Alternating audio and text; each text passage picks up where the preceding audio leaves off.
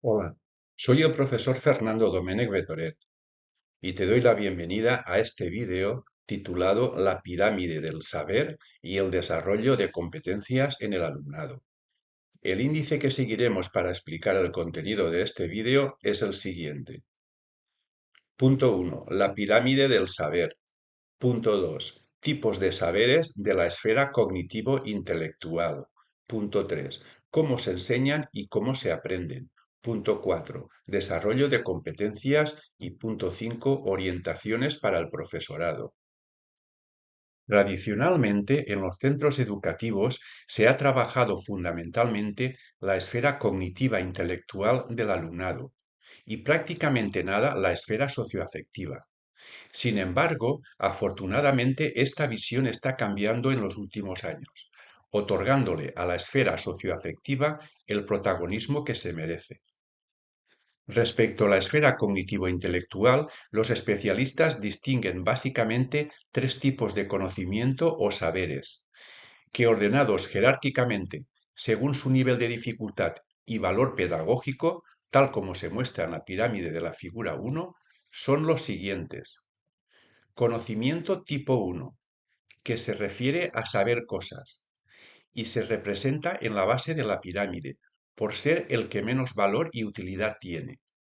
Conocimiento tipo 2, que se refiere a saber hacer cosas. Se representa en la zona intermedia de la pirámide. Conocimiento tipo 3, que se refiere a saber pensar críticamente y estratégicamente, para tomar decisiones acertadas y resolver problemas.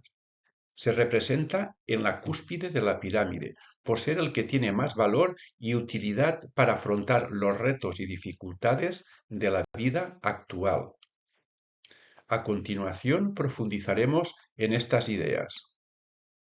Cada uno de estos saberes se enseñan y se aprenden de forma diferente. El saber tipo 1, saber cosas, se refiere a la teoría de la asignatura que el estudiante tiene que memorizar en el caso de datos, como por ejemplo fechas, nombres, verbos, vocabulario, tablas, fórmulas, etc. Y comprender en el caso de conceptos, teorías, principios o reglas. La metodología docente que se suele utilizar para que el alumnado asimile este tipo de saberes tipo 1 es la clase expositiva. El saber tipo 2, saber hacer, se refiere a la práctica de la asignatura. Es recomendable que antes de pasar a trabajar el saber tipo 2, el alumnado domine el saber tipo 1.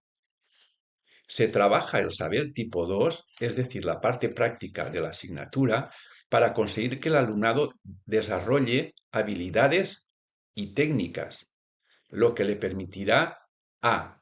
Dominar procedimientos tales como analizar una oración, realizar una ecuación de segundo grado, hacer un resumen, hacer una búsqueda por Internet, etc.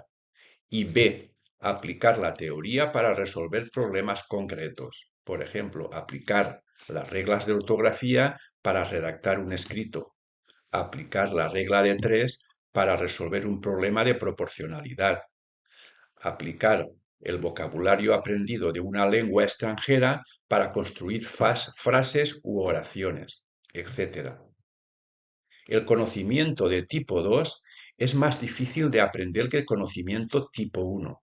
Requiere de más tiempo, práctica y de escenarios específicos con pocos alumnos, como por ejemplo seminarios, laboratorios, etc. Pero es más útil porque se puede aplicar a una amplia gama de situaciones que se pueden presentar tanto en la vida cotidiana como laboral. La metodología docente que se suele aplicar para trabajar el conocimiento tipo 2 consta de los siguientes pasos. Paso 1. Instrucción directa, donde el profesor o profesora explica y ejecuta el procedimiento o técnica que desea enseñar a su alumnado. Paso 2. Práctica guiada. El profesor guía al alumnado en la ejecución del procedimiento o técnica determinada. Paso 3. Práctica independiente. El alumnado el alumno o el alumna ejecuta el procedimiento o la técnica solo, de forma autónoma, sin ninguna ayuda externa. Paso 4. Finalmente se pide al alumno o alumna que verbalice el procedimiento seguido para incitar a la reflexión y fomentar la transferencia de estos aprendizajes a otras situaciones similares. A continuación pasaremos a explicar cómo se enseña y se aprende el conocimiento o saber tipo 3. Ahora vamos a centrarnos en el conocimiento o saber tipo 3. Saber pensar de forma crítica y estratégica.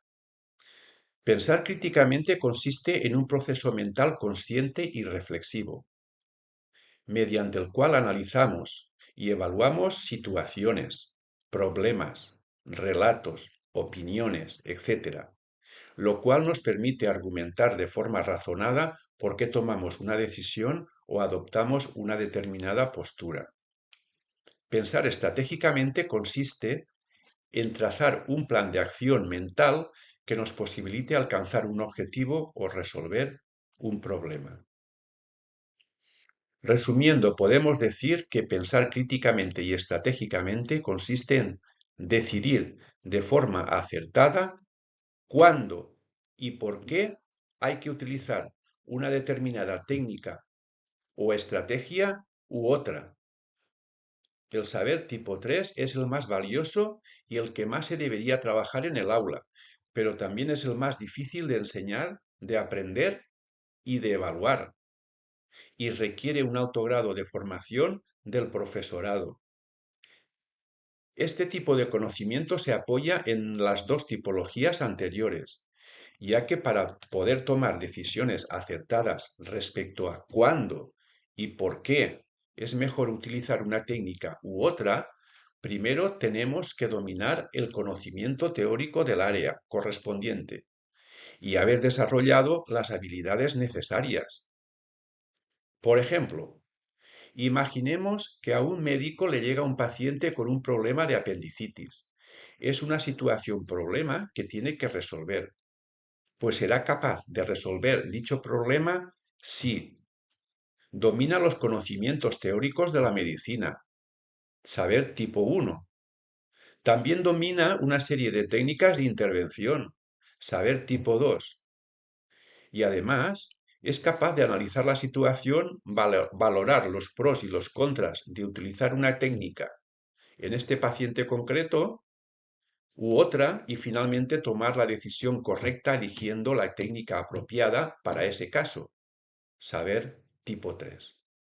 La metodología docente para que el alumnado alcance el conocimiento tipo 3 consiste en promover el aprendizaje fundamentalmente colaborativo y participativo, otorgándole al alumnado cierta autonomía en función de su edad. Concretamente, las principales estrategias metodológicas que fomentan el conocimiento tipo 3 son estudio de casos, resolución de problemas, aprendizaje basado en proyectos, contrato de aprendizaje, webquest, etc. En la bibliografía aportada al final podrás profundizar en estos conceptos. Bien, en esta diapositiva se presenta un ejemplo de caso para que te hagas una idea de cómo se redactan. Esta diapositiva es una continuación de la anterior y en ella se presenta el procedimiento con los pasos a seguir, así como las normas a cumplir para implementar un estudio de caso en el salón de clase. Una competencia se puede definir brevemente como un kit de herramientas que necesitamos para poder resolver una tarea con éxito. En base a las explicaciones anteriores, podemos decir que básicamente necesitamos 3 herramientas o saberes para poder resolver una tarea exitosamente. Pero la adquisición de competencias exige no solo la adquisición de cada una de estas herramientas por separado, es decir, saber hacer y saber pensar, sino la capacidad de movilizarlos e integrarlos, como se ha indicado anteriormente, por lo que es importante formular objetivos en términos de competencias integradas. Simplificando, podemos decir que en un primer momento se enseñarán los conocimientos, saber y habilidades, saber hacer. Y en un segundo momento se trabajará el pensamiento crítico y la toma de decisiones, es decir, saber cuándo y por qué, tratando de integrar conocimientos y habilidades para resolver problemas concretos próximos a la vida real, como simulaciones, estudios de caso, aprendizaje basado en problemas, etc. Tareas que se podrían plantear desde diversas asignaturas. Cuando un alumno o alumna haya aprendido a integrar esos tres tipos de saberes en el marco de una determinada asignatura o área de conocimientos, podemos decir que es técnicamente competente para realizar con éxito una amplia variedad de tareas en el ámbito de dicha asignatura o área de conocimientos. A esta capacidad la identificamos con poder. La actitud se considera un componente fundamental de una competencia. La actitud es una herramienta que pertenece a la esfera afectiva y es un constructo muy próximo a la motivación. Para hacer bien una tarea, el alumno tiene que poder y además querer, dicen los expertos. El poder está relacionado con la capacidad y el querer con la motivación. La motivación está influida por la actitud y esta a su vez está influida por las creencias. De ahí que trabajando las creencias del alumnado podemos mejorar su actitud y su motivación. Por ejemplo, si un alumno piensa o cree que una determinada tarea no es valiosa o útil para él, es probable que adopte una actitud desfavorable hacia dicha tarea, con lo cual su implicación y esfuerzo serán mínimos y en consecuencia conseguirá un trabajo mediocre. La actitud puede ser favorable o desfavorable. Por tanto, desde el principio de curso, es misión del docente tratar de crear actitudes favorables en el alumnado hacia el aprendizaje de la asignatura que imparte. Bien. Orientaciones para el profesorado. Paso 1.